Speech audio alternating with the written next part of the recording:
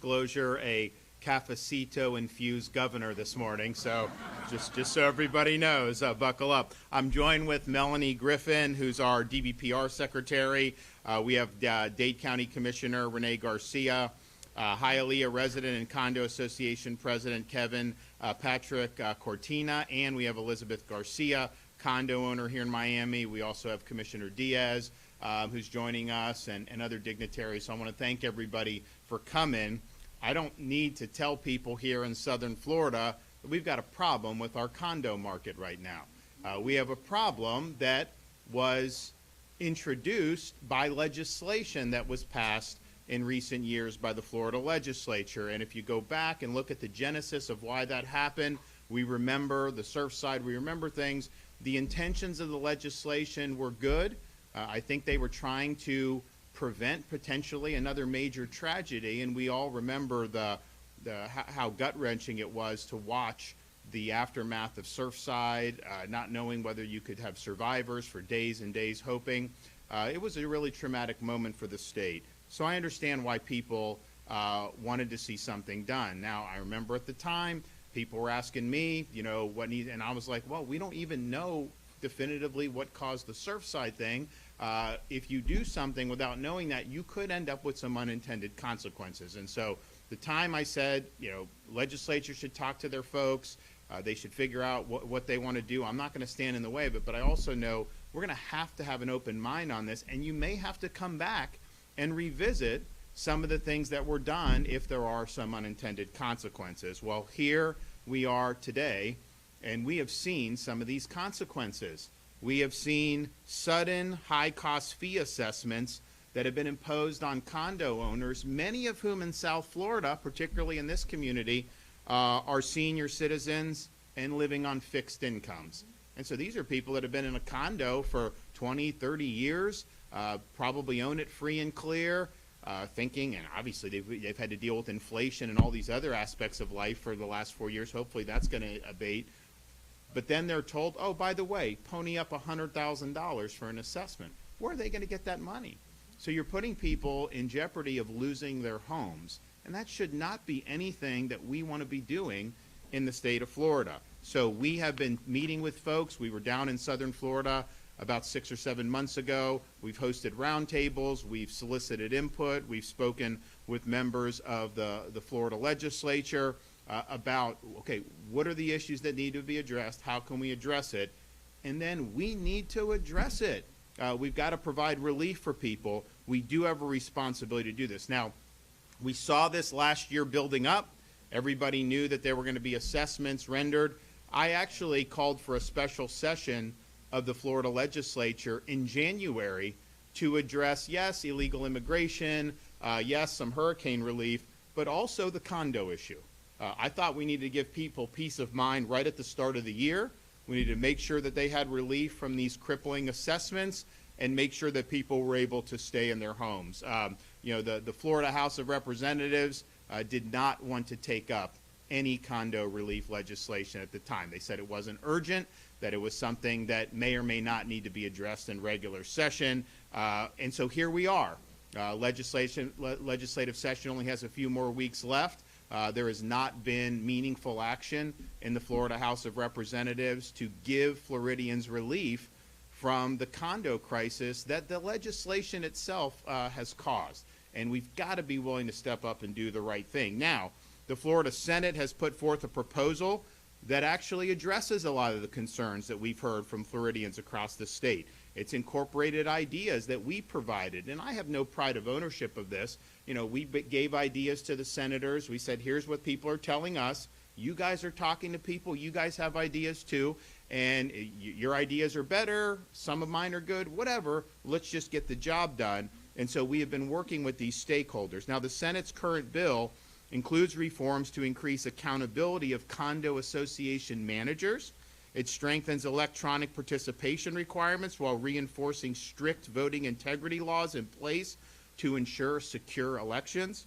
It adds increased transparency for residents and creates annual analyses of milestone inspection reports to create a data-driven approach to condo safety. And crucially, it provides more flexibility for associations to phase reserve funding and use alternative funding methods, including investing contributions to generate more money for required repairs. And so that would provide relief from these crippling assessments. And, you know, we shouldn't be in the business of mandating that these assessments must be levied on folks. I think you have reform of condo governance, you have transparency, and then the residents are able to make the decisions that they think are in the best interest of themselves. Obviously, if you're a property owner, you don't want to see the property go down the tubes. I mean, you do have a vested interest in making sure, but you also have to do it in a way that's going to be feasible and economically sustainable. So I applaud the Senate for doing this. Senator Ileana Garcia is leading the bill. She's from here in South Florida. I thank them for doing that. And there may be other things that are added to it. Like I said, I don't have pride of ownership. I just want to get the job done for people of Florida. I want people to be able to stay in their homes. I think it's really important that people are not being forced to sell or forced to leave. And here's the thing. Some people will say, well, you know, these folks in there, you know, they have the assessments, and yeah, they're on fixed income, but they bought the condo 30 years ago, so it's worth a lot more. They can make money if they sell. The problem is okay, they sell it. Where do they go? Every house in Miami costs more. Every condo. I mean, it isn't like they're getting a windfall and then can buy something that's very affordable. You know, they would have to potentially buy something that's very expensive. And maybe that's moderating now, and there's, you know, who knows what will happen, but I think you would end up functionally, if someone's forced to sell, particularly elderly, I don't think they would have, many of them would not have a place to go to be able to buy a new place to live. And so that should be a concern of ours. Now, the House's current bill doesn't include any reforms to increase accountability of condo association managers. It creates a more costly and burdensome process for removing board members. It actually weakens electronic voting system requirements, thereby inviting more opportunities for fraud. It does not add increased transparency or comprehensive data evaluation regarding the milestone inspection reports, and it does not provide more flexibility for associations to phase funding for certain components of the structural integrity reserve study, but rather allows a board to approve assessments and loans without owner approval. Largely, the House's condo bill seems to be something that favors developers and puts the interests of developers over the interests of Florida residents. That is unacceptable. If these associations can't make improvements and the buildings are clearly obsolete, the value of the real estate that they are built upon may outweigh the investment. The problem is many seniors and middle-class condo residents can be displaced and ultimately may not have a place to call home. And so why are we even entertaining a situation where people are going to be put in that awful predicament? And here's the thing. Things happen in life, right? There's things, so many things that we cannot control in state government that happens, that it can impact people. But this is something that was created by legislation. This would not be happening without legislation that had been passed years ago.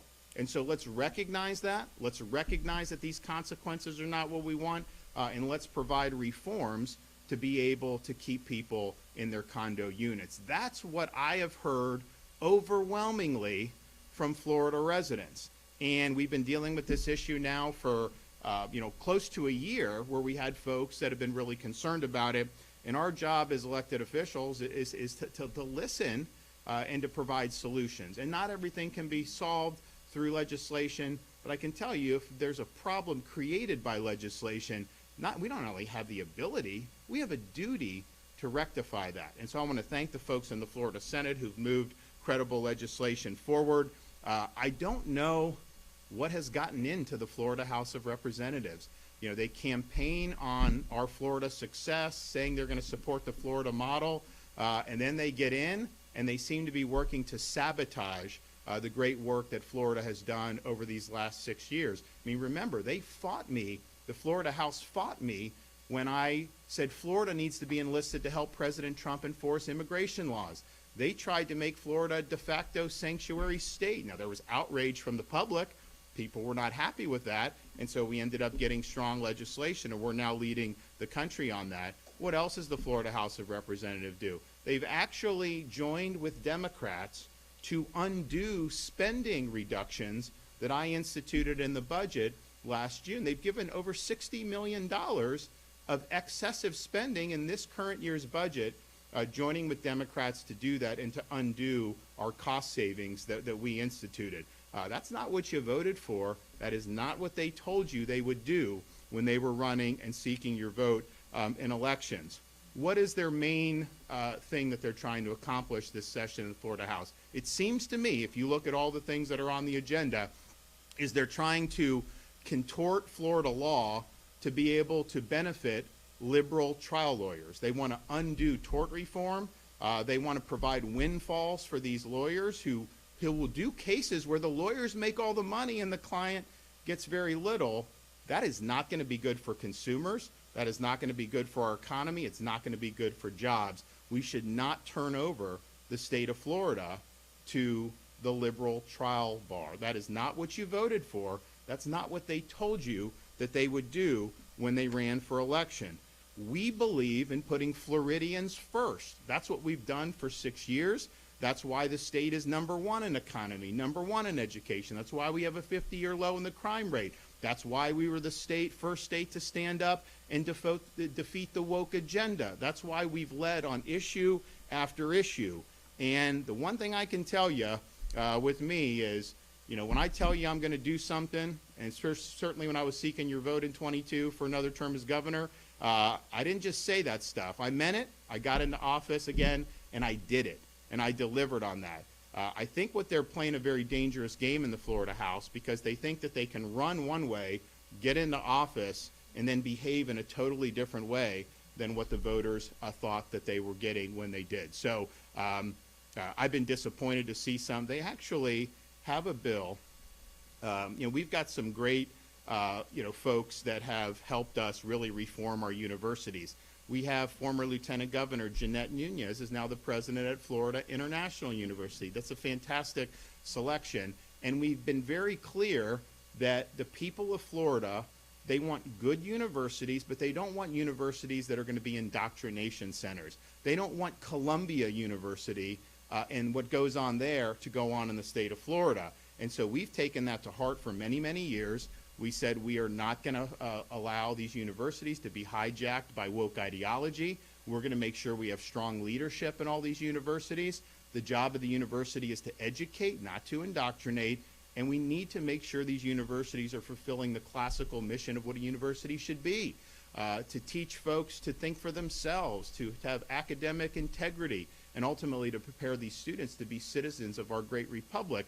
That is what we need to be doing. And we've done more than any other state in the country to do that. What's the Florida House of Representatives doing? They're actually trying to pursue legislation that would roll back all the progress we've made of fighting the woke and the leftists in our state universities. They actually have a provision that says the governor and his staff are not allowed to discuss any vacancies of university presidents. And so what? They can be able to hire some flamboyant liberal president and we're just supposed to sit and take it as Floridians? No, you elected me to make sure that these universities are in line. And that's exactly what we've done.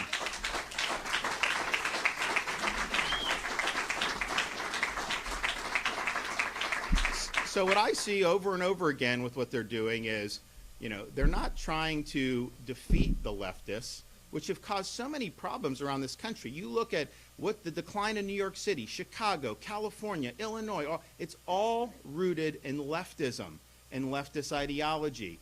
And we in Florida have gone totally different, and we've had success where they've had failures. And I see the Florida House trying to throw the leftists a lifeline. Don't give them a lifeline. We don't want leftism in the state of Florida. We want to make sure that our Florida model continues to carry the day.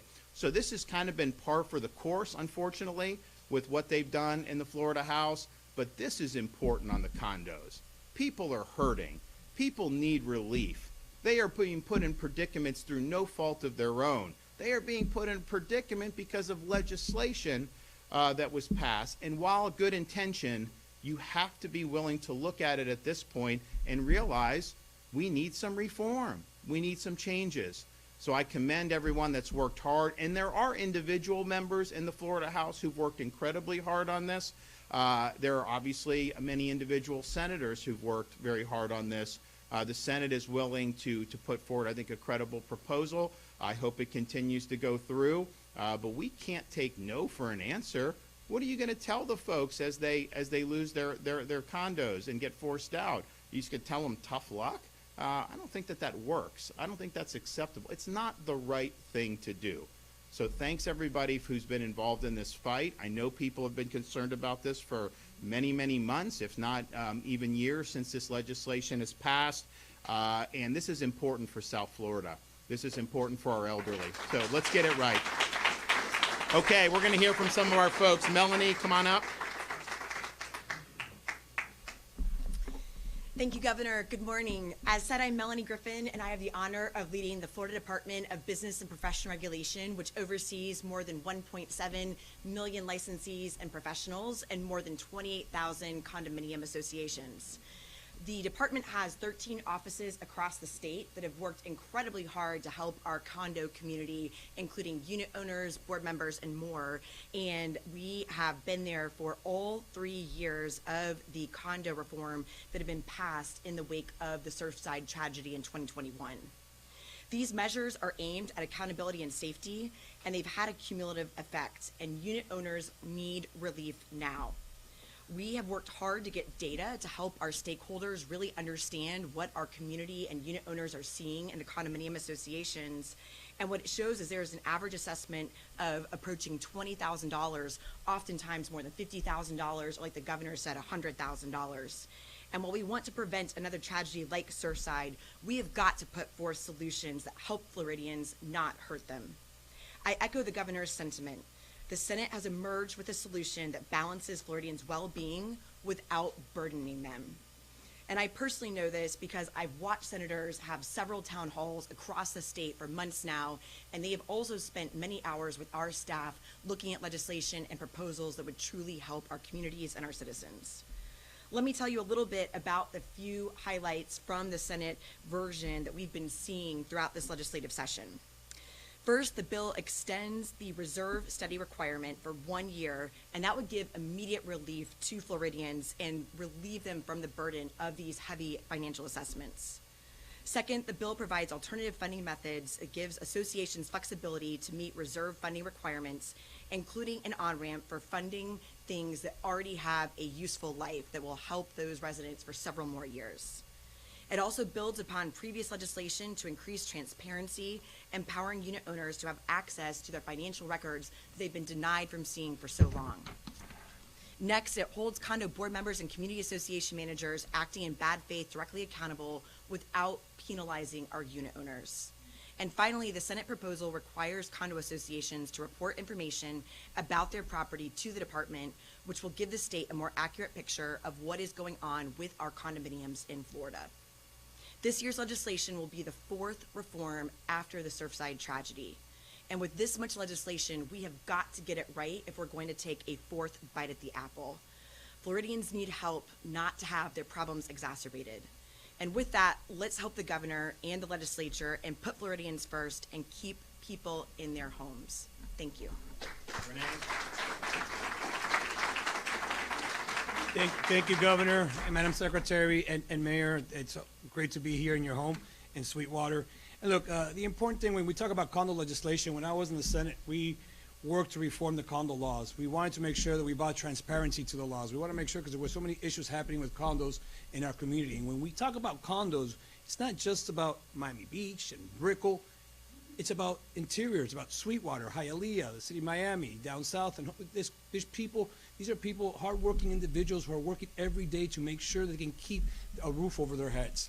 And unfortunately, the reserve requirements, while well-intentioned, when they pass them because of Surfside, are putting a huge burden on our people and our working men and women and our families who are now finding themselves in a situation where they're forcing their hand to sell these condos, and yet the market is not picking up these condos, so they're losing money on these condos that they've invested so much money on. And this is why I think it's important with the legislation that we have now before us in the Senate, where the Senate is extending the time for these reserve requirements. They are bringing funding flexibility which those two items themselves, I'm not going to go through the whole detail of the bill, but those two items themselves give actual relief, immediate relief to our members, to our working families in this community. So this is why it's important. And Mayor, Governor, I do thank you for taking the lead on this, because this is not something that happened last year, 2 years, 3 years ago. This is something that's been going on for over 10 years, and our residents can't take this anymore, and we need the relief right now.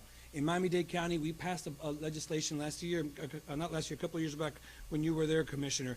What we were doing was trying to help our residents with bringing them some relief. We created a fund to help our residents tap into these funds for the higher assessments because of all the laws that happened in Tallahassee. Well, that fund dried up. Now we need Tallahassee to step in. We need our legislature, our House and the Senate, to work together to ensure that we have a product that really could help the residents of this community. So I thank you, Governor. And if I may, estamos aquí hoy con el gobernador, que estamos hablando de las reformas de los condominios, y le quiero dar las gracias al gobernador y al alcalde Díez, que trabajamos juntos en esta legislación cuando yo estaba cuando él estaba en la comisión con nosotros. Entendemos la importancia de tener estas reformas, entendemos las reformas que pasaron, lo hicieron para la seguridad de estos edificios, pero cuando pasaron estas reformas no se dieron cuenta que estos dineros, estas reformas le iban a poner una presión extraordinaria a los residentes de estos condominios. Y estos residentes son, la única cosa que ellos tienen son estas unidades. Estas son las unidades que crearon sus familias, las personas mayores que están viviendo ahí, que pensaban que iban a tener una casa para ellos para el resto de su vida, están se dando cuenta que la están perdiendo. La Comisión del Condado creó un fondo para ayudar a aquellas personas que tenían problemas con estos assessments, pero ese fondo se acabó, ya no hay más dinero para el condado. Ahora, la legislatura está trabajando, el Senado tiene una propuesta de ley que sí puede ayudar, extiende el tiempo de tener esos fondos disponibles en las asociaciones, y también le da flexibilidad a aquellas asociaciones de buscar las diferentes maneras como pueden incrementar esos fondos y tener ese dinero en los fondos. Por eso es sumamente importante que esta comunidad diga basta ya, es el tiempo de ayudar a nuestros propietarios y ayudar a nuestros condominios. Gracias, gobernador, por su ayuda.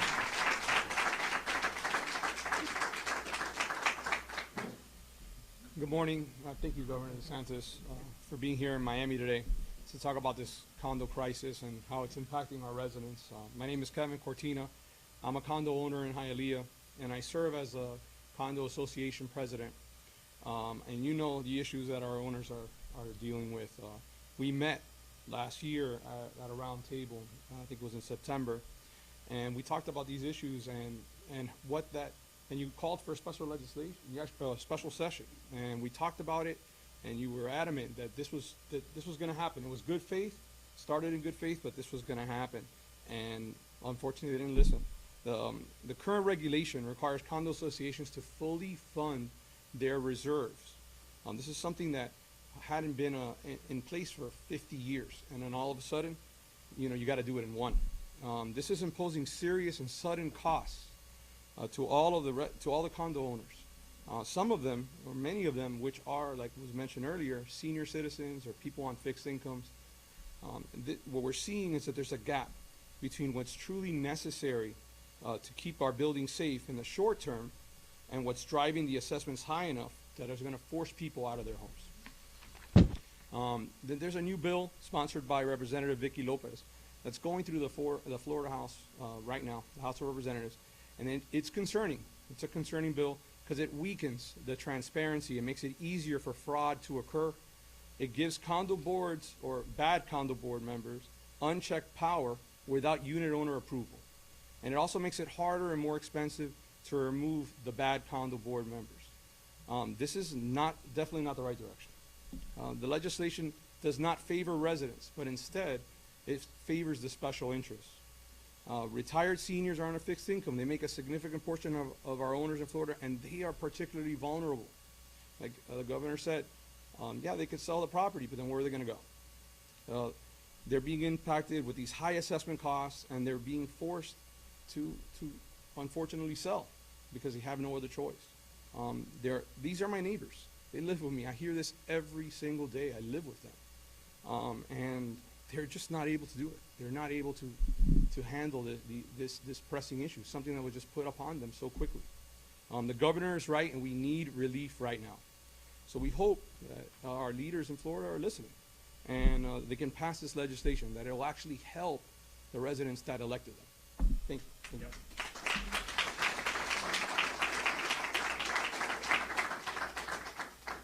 Good morning. My name is Elizabeth. Thank you for having me. I'm just talking about my situation and everybody's situation as well. I moved in 2009. I bought the apartment, and I start paying 150 as a HOA. Right now, I'm paying 532 as a single mom. It's impossible for me to have that situation, and they try to put a special assessment as well, which is impossible. We are normal people, working people, and just to remove the trees and to put new trees. How are you going to remove the trees that are perfectly fine, just to charge me like $1,000 extra to do that? And it's impossible. I'm just talking in reference all the community, and I live in Hialeah, and it's hard. That's the only thing that I can say right now as a resident. I need a relief. Yes. Yes, right now.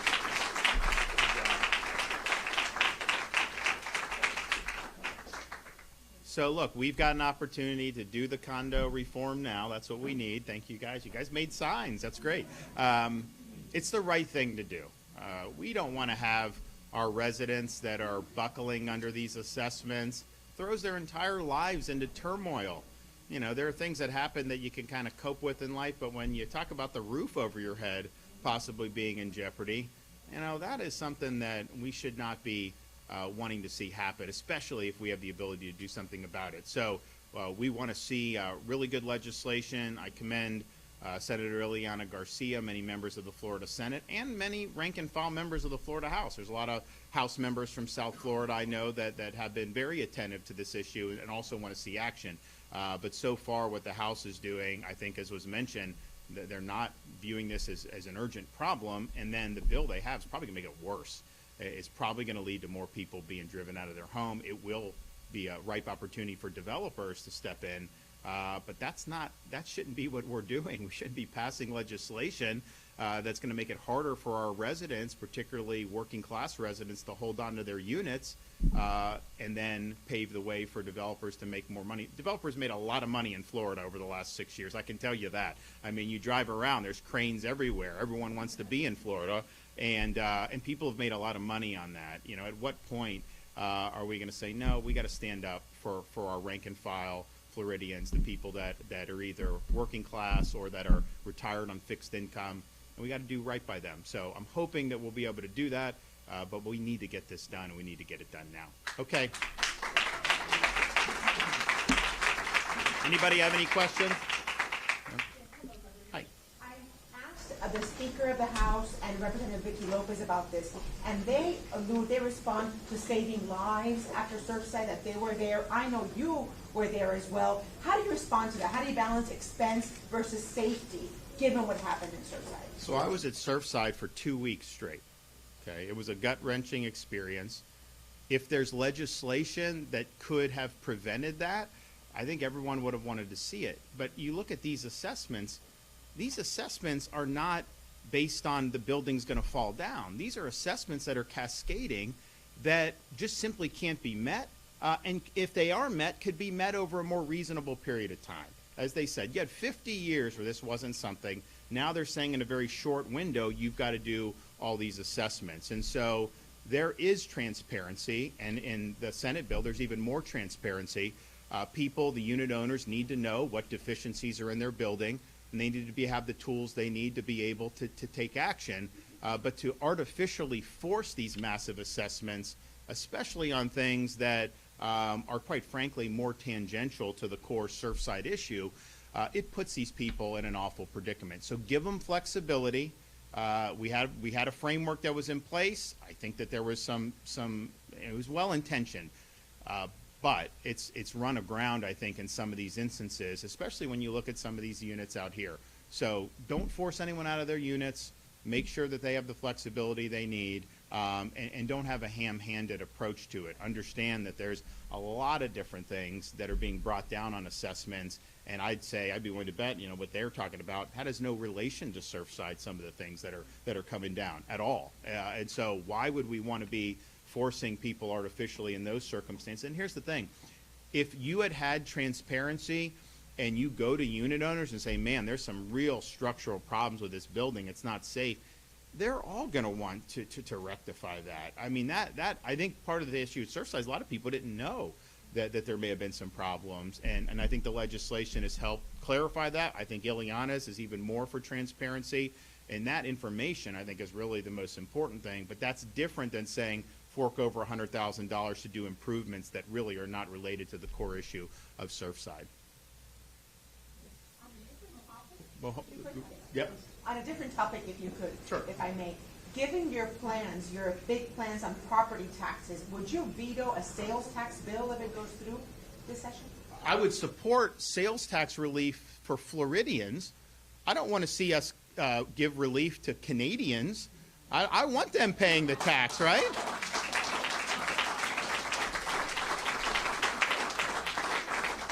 And so the issue is we need to do property tax relief for Floridians. That's our residents. Those are our people. We're in a great situation. We had 142 million visitors last year. When I was governor, the average tourism was stuck between 80 and 90 million a year. When I became governor, they said maybe we can get better than that. And we've shattered all records. So 142 million people. If they come and spend money, I have no problem with that, right? For them to pay the tax. What I want to do is cut taxes for Floridians and our residents. And the best way to target that is to do property tax relief for Florida residents. We can do a down payment this year. We've calculated you get $1,000 for every homestead property in Florida. And some of this money does go to state. Not most property tax goes local, but there's a required local effort that they do for education. We can take care of that. We can give you guys the relief and then get something on the ballot next year to be able to get that done. I'll tell you what, the House's proposal, I've never seen a tax cut that's been proposed that has had more negative feedback from people. Because they're saying, why are you giving breaks to non-Floridians? Why are you doing this? And also to wealthy, to be honest with you. A wealthy buys a yacht, they're going to save a bunch of money on that. You go to the supermarket, most of what you isn't even taxed. And so people are looking to see what they would save, and they save very little. It's like crumbs for most working class people. So if you're going to do sales tax, I think I agree with the President of the Senate, Albritton. If you're going to do sales tax, target it to things that are going to benefit Floridians. And we've done a good job of that in the past. We've done back to school, holidays. We did the permanent exclusion for baby items. And so no baby items are taxed in Florida. Now you go, diapers, all that stuff is tax-free.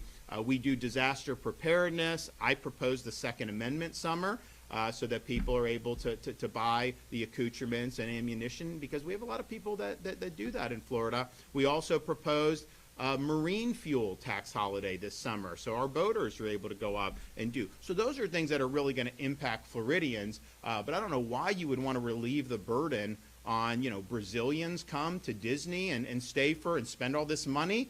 Like, I want the government funded by our non-residents as much as possible. I want to relieve burdens on Floridians and give the burdens to them.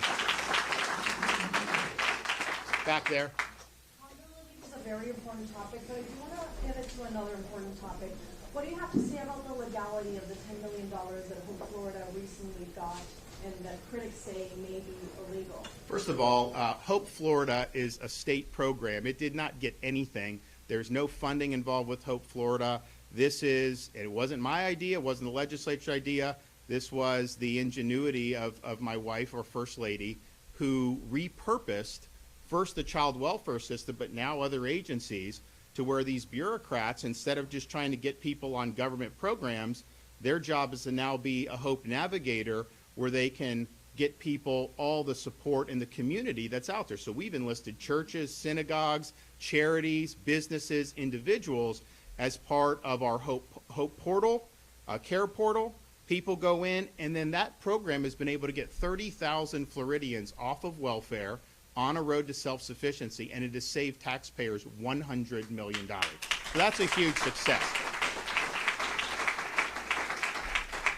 And so I hear these things from, liberal legislators, and honestly, a lot of these Republicans, quite frankly, are liberal legislators. They're and media that have an agenda, and they're trying to conflate a nonprofit that's associated with the Department of Children and Families with the Hope Florida mission and program. Those are separate things. Now, Hope Florida, people like the program so much, they have contributed to this direct support organization, and Hope Florida stakeholders have gotten a lot of money in grants, and it's been very effective. But the ACA settlement is something that is totally separate from Hope Florida. But the ACA settlement was 100% appropriate. They negotiated a very good deal, and it served the state very, very well. So I stand by what ACA did 100%, and understand what's going on. This is a political agenda. These are people who never had anything negative to say about any of the stuff with Hope Florida, and so they're basically grasping at straws to try to do something to try to reflect negatively on it. Like, it has nothing to do with Hope Florida, but the reality is this is a political agenda, and you do have Republicans. These Republicans in like the leadership office, they're working hat in hand with the Miami Herald and the Tampa Bay Times, very liberal media outlets. Is that what Republicans do? Work with the Miami Herald? Are you kidding me? But that's what they're doing. And they think that somehow you're going to believe this drivel. So don't fall for the political nonsense. Understand that when you have a successful program like Hope Florida, that all these states now have sent emissaries to Florida to try to learn, and then they want to do it in other states. And you're seeing that done in states around the country, mostly Republican states, because the liberal states don't want to work with churches, which I think is a big mistake. And I think our churches have been incredible resources to help people get up on their feet and get on a pathway to self-sufficiency. But when you have $100 million saved of taxpayer money, when you have 30,000 people that have gotten off welfare programs just in like a year and a half, 2 years, that is a huge, huge success. And just the way our world works, when there's successes like that, that represents a threat to certain people, and some people don't like it. So they try to kick up a dust storm and try to do it, but it's basically much ado about nothing. And this is a program that not only has been incredibly successful, but it's something that really needs to be expanded, not just to other states, but even to other agencies in the state of Florida.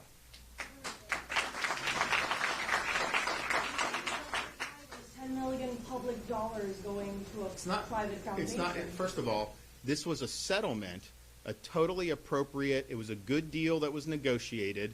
When you do settlements, you can try to get as much money as you can, but this was in addition to what they were getting. This is kind of like a cherry on top where they agreed to make an additional contribution. And so we were served well by what ACA did.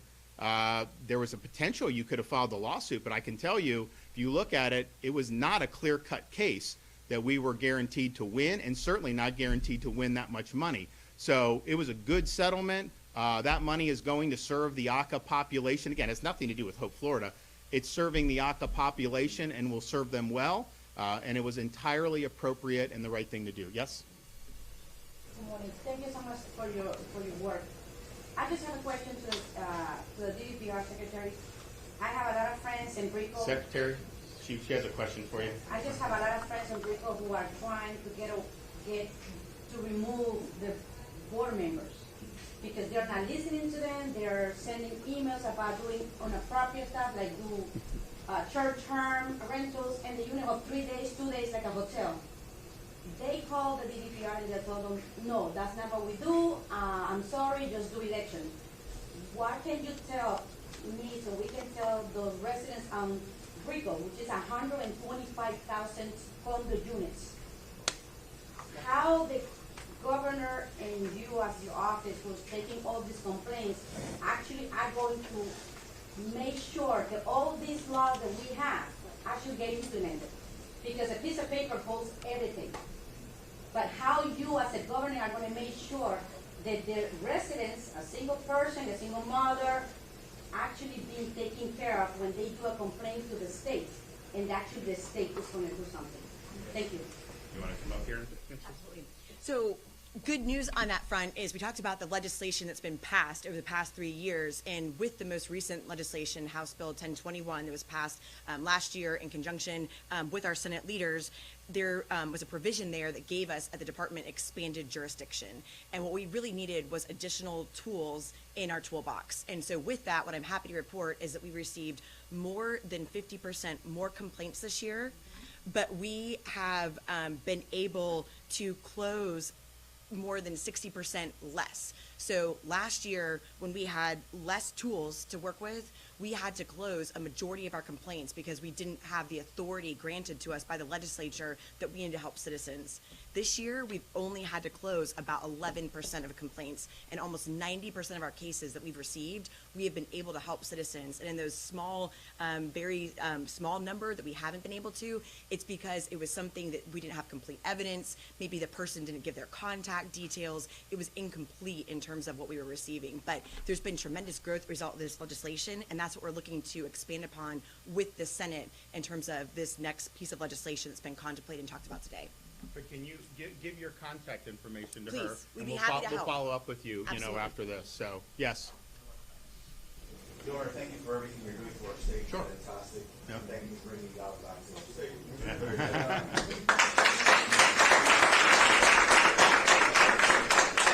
My name is George J. I live in a community called the Hammocks that has been plagued with fraud, corruption, and many other things. I currently live in a property that's been affected by mismanagement by our board, documents being thrown away in the garbage, presidents, members of the boards colluding together, violating sunshine law. I mean, it's a whole slew of corruption and mismanagement.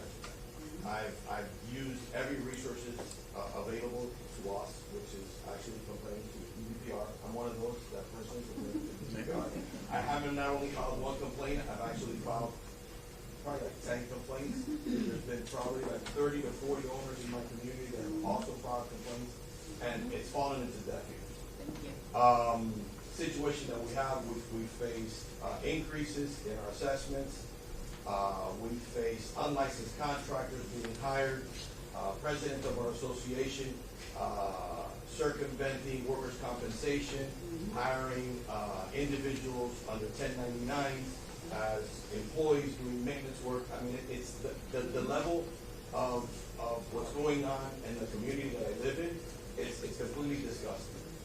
How can DDPR have the teeth to go out, investigate these cases, take these people to justice, arrest these individuals for their misbehaving?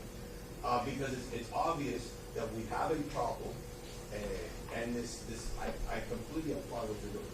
I was yesterday in Tallahassee speaking in front of Representative Vicky and all the people that are there. There's certain things that I have concerns about, but any change for us as condominium owners, I applaud it because the system is broken.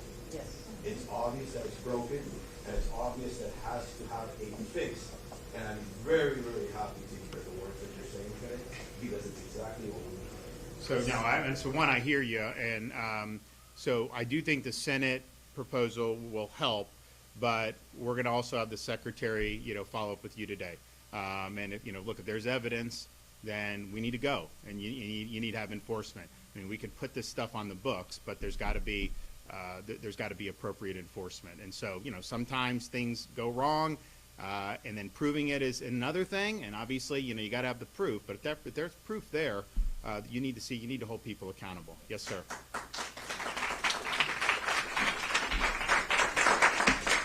Good morning, Governor. First of all, thank you for your service, and thank you for what you have done throughout the years. I'm a service-connected veteran. I have lived in my community since the build-out. We have had very tough times in the past 15 years. No elections, no first notices, no reserves. And which community is this? It's Shoma Homes at the level. Okay. Okay. So the issue is that we have requested the DDPR for years to help us. No teeth. We were left with 8 liens. We were left literally with the roofs about to be in a condition where the insurance dropped us. So we fought hard, and it's been a mission because unfortunately we have very few homeowners that have the ability to have a voice. There was a lot of intimidation. I actually had a defamation of character on me from the current, I mean, not the current board, but the previous board that we actually were able to force out. We forced elections with the ombudsman. We've had Senator Vinny Garcia in our meetings. We've had a lot of changes in the past 3 years. We actually had elections last year, finally. And just like President Trump, just like yourself, we're doing a lot of changes in our community. But it's still a long way. We finally resolved the liens. We finally resolved the elections. And I just want to make a comment and suggestion, because there's going to be a lot of communities that are going through the similar situation that we're going through. We're in a good standing in comparison to a lot of these other communities. And I think the best suggestion right now that we have is, first of all, to have more teeth in the DDPR. One of those things that we actually did was file a complaint to the DDPR to help us get elections. What did we get? We just recently got a bill from the DDPR fine. Because as a new board, we were able to push out the corruption, but now we're paying for the DDPR not doing what they were supposed to do. We've had a lot of complaints that were going in, we were told by the DDPR, file a complaint as much as you can, as many complaints as you guys can. DDPR says it's a duplicate, and they just close it out. So there's a lot of misinformation from the DDPR. Gone to Tallahassee, I spoke to their department over there, and it's been frustrating because there's no teeth. Now, when we as owners want to be able to actually see a change, now we understand exactly what needs to be changed. I just have two suggestions, Governor. The first one is, if it's possible to have a mandate where the board, if they don't have an election every year as mandated by their documents, they automatically resign. Okay? That's number one. Is that good? You guys would like that? Okay, number one. Number two is to have the statute of limitations no longer valid as far as fraud. We've had corrupt boards for 15 years, 3 board members in there for 10 plus years with their system, with their people. Enough is enough. So when we're trying to find out right now what is going on, what happened, statute of limitations, if we find something, well, it's already past 5 years, so unfortunately we can't do anything else. So that's not what should be looked forward to as a homeowner. We paid for 10 years, 15 years, 20 years, and we just found out what really happened during that time. There should be a little bit more teeth in there, and to be able to go back to these people because of this current situation. Great. Now, look, I think those are all great suggestions. We will pass those along to the legislature and the senators. I will say this: the politics of South Florida Homeowners Association puts politics in Tallahassee or even Washington to shame. I mean, man, you guys got a lot to deal with. But what I want to do, I want to have the secretary follow up with you, and follow up with you guys. So can you make sure you get your information to our folks? Can you get that, Grace, and then get it, and then you'll get a follow up today. And if there's a basis to do more, we will. And if there's not, and you need more teeth, then that'll certainly be something that we recommend to the Florida legislature. Okay, guys, we're not going to take no. We'll see ya.